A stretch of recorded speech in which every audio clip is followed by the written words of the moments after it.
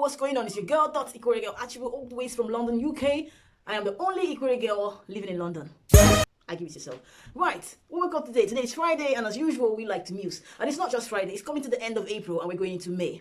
Wow, May. We have a wonderful May.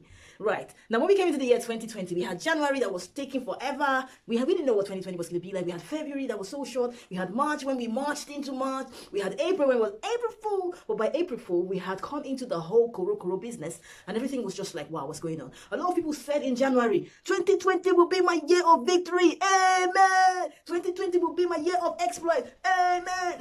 This is not the 2020 that we said amen to. You know, it's not the 2020 we said amen to, but it is happening and it is real. One thing I say to people is that this is real, it's happening. Stay indoors, stay safe, and let's wait for what's coming next. As long as you have the opportunity to stay indoors and stay safe, wash your hands, do what you're supposed to do, and that's all I can say for now. So we're coming to the end of April, and if you're watching this video, well done. You're still alive, you're still here, and that's something to be thankful for. So if you're coming up to May, may we also see each other at the end of May.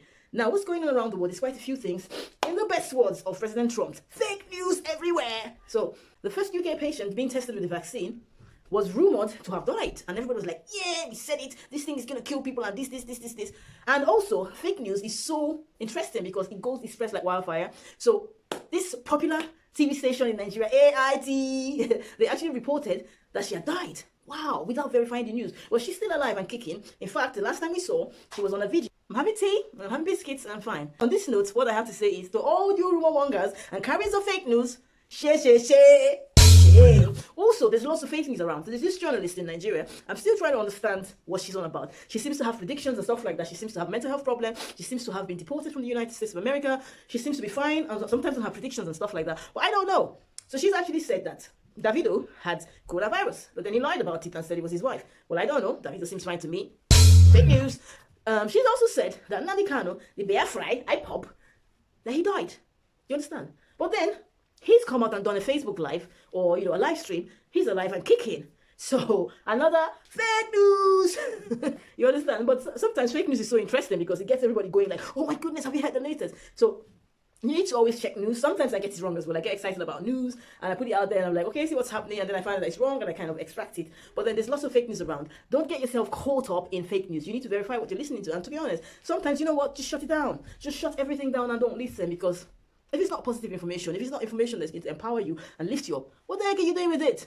Out the window. One thing I've said a lot of time, because my other channel I talk a lot about domestic violence and all that stuff. I've said how this period of isolation is going to spike up a whole lot of things. So there's going to be a spike in mental health, child abuse, domestic abuse, animal cruelty, and all of that jazz. And that's exactly what's been happening. In the UK, right, death tolls in terms of domestic abuse have increased from 2 a week to 5 a week. So 5 people literally are getting killed every week. Between March the 16th, I think, and April 20th, the last 3 weeks in the UK, 16 people have died due to domestic abuse.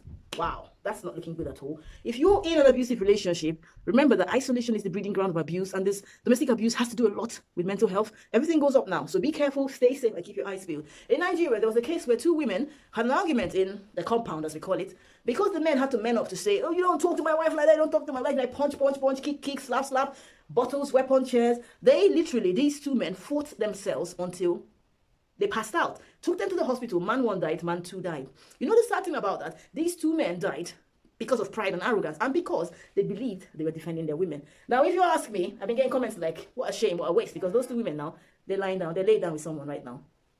2 widows, 2 sets of widows, 2 sets of orphans. This is the sadness of life. Inside. Now, these people did not get got by coronavirus. They got killed by some sort of thing that was going on. You got this guy also here in London, Nigerian guy, who got guns blazing in the air, boom, boom, boom, boom, boom. He got arrested, all in this lockdown. You got lots of random things going on. And all I say to people is that stay safe. Stay safe. Even for the absolutely normal people like me. Sometimes I feel like pulling my own hair out. It's not that easy, but find things to do. This is a time when you try to align yourself back to reality. Think about what is necessary in my life and what is unnecessary. Who do I need to be talking to? Who do I need to catch up with? You see, you got all the time in the world. Do something with it. Remember what I said. The idle mind is a devil's workshop. Don't keep your mind idle. Fill it with positive stuff. Right. Now, Everything has shut down. Obviously, there's no football to talk about. There's no sports. There's nothing. It's kind of boring, you know. But then we got Facebook and we got all that. We got TikTok. And people are TikToking all kinds of things. Some of the TikTok stuff I'm seeing, I'm thinking like, who even allowed that to go viral? There's people that are using TikTok as a mode for racist slurs and all that. There's people that are using TikTok for violence. There's all kind of random. And there's the really funny ones. I like the funny ones. It's good. But then there's lots of things to keep you busy. So in the UK, what's the latest? A lot of people are being killed due to rough sex. Now, it's always been an issue to prove. Because when one person has died, usually the woman has died, she's not there to tell you the circumstances that led to her death. So in the UK, they're looking at passing a bill that adds death by rough sex to one of the crimes, yeah, associated to domestic abuse and domestic violence. So if you're there rough sexing your wife, yeah, and your partner, and you kill her in the process, you're going to jail, man. But anyways, that's something else to think about. How are you guys doing? The pastors all over the world can't wait to get back to the church service and stuff like that. I don't know why there's this hurry to gather people. You're still making your money online through online giving, and you're not paying for a whole lot of things. So there must be a joy in staying at home. However, some pastors have taken it to the next level, where in the United States are boldly asking people to submit their stimulus money. Really? There's this popular word in Nigeria that I've seen everywhere. It's called palliatives. Now, I got a bit confused about that word when I first started hearing it. But obviously the word palliatives in Nigeria is used differently from how it's used in the rest of the world.